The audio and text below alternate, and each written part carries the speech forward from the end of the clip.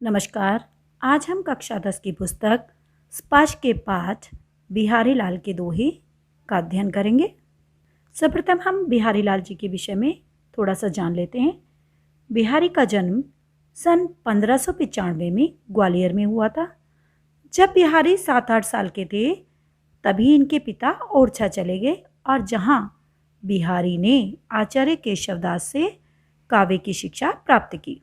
1663 में इनकी मृत्यु हो गई। बिहारी जी ने केवल एक ही ग्रंथ की रचना की जो बिहारी तस्सई के नाम से प्रसिद्ध है। इस ग्रंथ में लगभग 700 दोहे हैं। बिहारी जी मुख्य रूप से श्रृंगार परक दोहों के लिए जाने जाते हैं, किंतु उन्होंने लोक व्यवहार, नीति ज्ञान आदि विषयों पर भी लिखा है। यहाँ संकलित दोहों में उनकी सभी प्रकार की छटाएं देखने को मिलती हैं। बिहारी जी कम से कम शब्दों में अधिक से अधिक अर्थ भर देने की कला में निपुण हैं। आइए अब दोहों का अध्ययन करें। सोहत ओढ़े पीतु पटु श्याम सलोने गात, मनो नीलमणि शैल पर आतप पर्यो प्रभात। सोहत अच्छा लगना, पीतु पीला, पटु वस्त्र कपड़ा, नीलमणि शैल नीलमणि का पर्वत, आतप धूप। इन पंक्तियों में बिहारी ने श्री कृष्ण के रूप सौंदर्य का वर्णन करते हुए कहा है कि पीले वस्त्र पहने सांवले श्री कृष्ण ऐसे सुशोभित हो रहे हैं कि बहुत सुंदर लग रहे हैं, मानो नीलमणि पर्वत पर प्रातःकालीन सूर्य की किरणें पड़ रही हों। जिस प्रकार सूर्य की किरणें, सूर्य की आभा जब पर्वत पर पड़ती है तो वह चमकने लगता है, उसी प्रकार पीले वस्त्रों में श्री कृष्ण शोभायमान हो रहे हैं। यहाँ श्री कृष्ण के सांवले शरीर को नीलमणि पर्वत तथा पीले वस्त्रों को सूर्य के समान बताया गया है। कहलाने एकत बसत अहि मयूर मृगबाग, जगत तपोवन सो कियो दीरघ दाग निदाग। बसत बसना, अहि सांप, तपोवन वह वन जहाँ तपस्वी रहते हैं, दीर्घ दाग प्रचंड ताप भयंकर गर्मी, निदाग ग्रीष्म ऋतु, एकत एकत्रित इकट्ठे, बसत रहते हैं मृग हिरण। बिहारी जी इस दोहे में ग्रीष्म ऋतु की भयंकर गर्मी का वर्णन करते हुए कह रहे हैं कि ग्रीष्म ऋतु की भयानक गर्मी ने, भयानक ताप ने इस संसार को जैसे तपोवन बना दिया है। इस भयंकर गर्मी से बचने के लिए एक दूसरे के शत्रु सांप, मोर और सिंह साथ साथ रहने लगे हैं। विपत्ति की इस घड़ी में सभी अपने द्वेषों को भुलाकर कि अपनी वैर भाव भूलकर जानवर भी तपस्वियों के जैसा व्यवहार कर रहे हैं, कि तपस्वियों के जैसा जीवन व्यतीत कर रहे हैं, कि सभी अपने आपसी वैमनस्य भूलकर वन में रहने वाले तपस्वियों के समान वैर भावों से मुक्त हो गए हैं। बतरस लालच लाल की मुरली धई लुकाए, सोह कहे बोहनु हसे देन कहे नटी जाए। बतरस बातचीत का आनंद, मुरली बांसुरी, लुकाई छिपाना, सोह शपथ कसम, बोहनु भौं से, नटी मना करना, धरी रखना। इस दोहे में बिहारी जी बताते हैं कि गोपियों ने श्री कृष्ण से बात करने की लालसा के कारण, कि उनसे बात करने से मिलने वाली प्रसन्नता को पाने के लिए उनकी बांसुरी छिपा दी है। और जब श्री कृष्ण उसे तरह तरह की कस्में देकर उससे अपनी बांसुरी के विषय में पूछते हैं, तब वह बोहों से मुरली ना चुराने की कसम खाती है, कि वो मना कर देती है कि बांसुरी मेरे पास नहीं है। श्री कृष्ण जी उनकी बातों पर विश्वास कर लेते हैं, किंतु तभी नायिका भौहें घुमाकर आंखों से इशारा करके हंसने लगती है।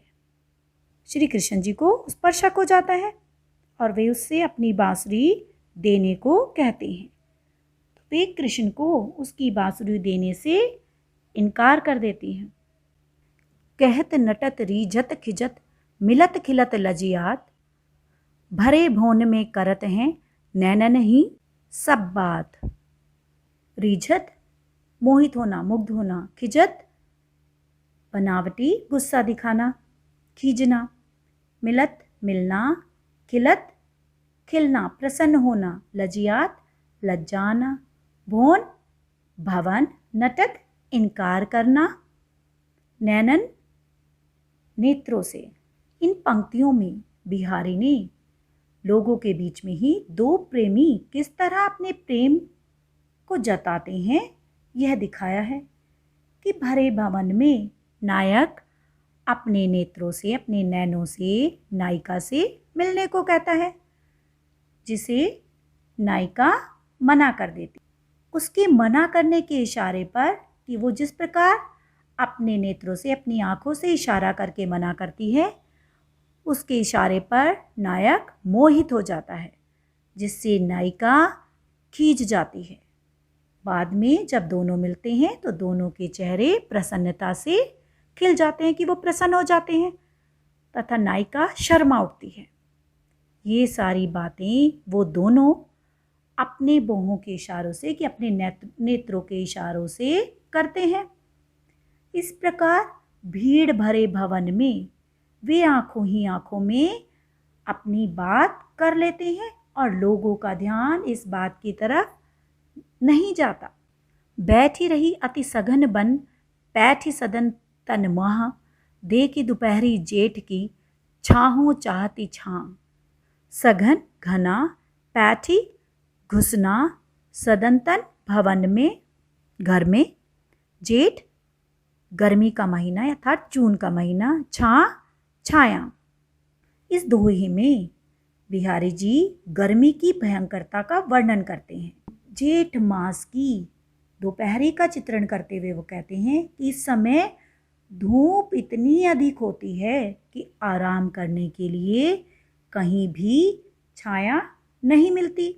ऐसा लगता है मानो छाया भी छांव ढूंढने के लिए चली गई हो, कि वो खुद भी गर्मी से बचने के लिए छाया ढूंढ रही हो। गर्मी से बचकर विश्राम करने के लिए लगता है वह भी अपने घने भवन में चली गई है। कवि को लगता है कि गर्मी बहुत अधिक है, जिसके कारण गर्मी से घबराकर छाया ढूंढ रही हो और वह भी छिपना चाहती है। कागद पर लिखत न बनत, कहत संदेशु लजात, कहीं है सबू तेरो हियो, मेरे ही की बात। कागद कागज, संदेशु संदेश, हिय हृदय। इस दोहे में बिहारी जी उस नायिका की मनोदशा कि उसकी मनोस्थिति को दिखा रहे हैं जिसका प्रियतम उससे दूर है। नायिका कहती है कि मुझे कागज पर अपना संदेश लिखना नहीं आ रहा, कि मुझसे कागज पर अपना संदेश लिखा नहीं जा रहा है। किसी संदेशवाहक के द्वारा भी मैं संदेश नहीं भिजवा सकती, क्योंकि मुझे कहने में लज्जा आ रही है। इसलिए वह कहती है कि अब तुम ही अपने हृदय पर हाथ रखकर महसूस करो कि मेरा हृदय क्या कह रहा है, कि मेरे हृदय में क्या है। कि वह चाहती है कि नायक उसके हृदय की बात अपने हृदय पर हाथ रखकर ही महसूस कर ले, क्योंकि लज्जा के कारण वह अपना संदेशा उस तक नहीं पहुंचा पा रही है। प्रगट भय दिजराज कुल, सुबस बसे ब्रज आई, मेरो हरो कलेश सब, केशव केशव राई। द्विजराज चंद्रमा और ब्राह्मण, सुबस अपनी इच्छा से, केशव श्री कृष्ण, केशव राय बिहारी कवि के पिता। इस दोहे में बिहारी जी श्री कृष्ण से कह रहे हैं कि आप चंद्रवंश में पैदा हुए तथा अपनी इच्छा से ही ब्रज में आए। आप मेरे पिता के समान हैं, तो आप मेरे सारे कष्टों को दूर करें। जपमाला छापे तिलक सरे न एको कामू, मन कांचे नाचे वृथा सांचे रांचे रामू। जपमाला जपने की माला, छापे छापा, मन काचे कच्चा मन या बिना सच्ची भक्ति वाला, सांचे सच्ची भक्ति वाला। इस दोहे में बिहारी जी कहते हैं कि हाथ में जपमाला थामे की माला लेकर माथे पर तिलक लगाकर आडंबर करने से कोई काम नहीं होता, कि प्रभु की प्राप्ति नहीं होती। यह मन कांच की तरह क्षणभंगुर होता है, जो व्यर्थ में नाचता रहता है, कि ये मन अस्थिर होता है, चंचल होता है, जो संसारिक मोहमाया में फंस जाता है। इन सब दिखावों को छोड़कर अगर भगवान की सच्चे मन से आराधना की जाए, भक्ति की जाए, तभी काम बनते हैं, कि तभी सफलता प्राप्त होती है। आशा है आपको दोहों का सरलार्थ स्पष्ट हो गया होगा। धन्यवाद।